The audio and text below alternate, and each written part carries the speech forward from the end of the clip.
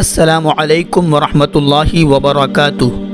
دوستو، حلال کھانا اور حرام سے بچنا ہر مسلمان کے لیے ضروری ہے، لیکن آج ہمارا حال کیا ہے کہ ہم حرام کمانے اور کھانے کے باوجود اسے حرام نہیں سمجھتے۔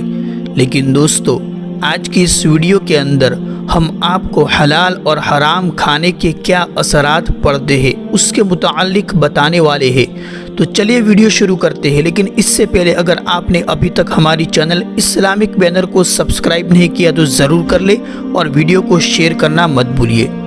دوستو، حلال اور حرام کے اثرات کے حوالے سے سائنس سے بھی یہ بات ثابت ہو چکی ہے کہ انسان کی غذا کا اثر اس کے جسم کے علاوہ اس کی عادات اور اطوار پر بھی پڑتا ہے۔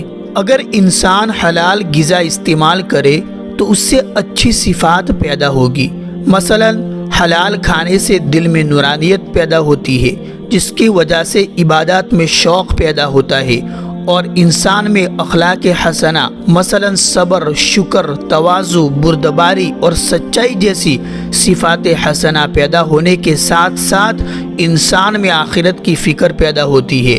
اور اگر انسان کا کھانا پینا حرام ہوگا تو سب سے پہلا اثر انسان کے دل پر پڑتا ہے اور دل کالا اور سخت ہو جاتا ہے، جس کی وجہ سے اللہ تبارک و تعالی کا خوف انسان سے ختم ہو جاتا ہے، جس کی وجہ اچھے اعمال کی توفیق بندے سے چھین جاتی ہے اور اس پر برے خیالات مسلط ہو جاتے ہیں اور اس پر ہر وقت نفسانی خواہشات کا غلبہ رہتا ہے اور اس کی زندگی برے اخلاق کا مجموعہ بن جاتی ہے اور یہ شخص لالچ اور پریشانی میں مبتلا ہو جاتا ہے۔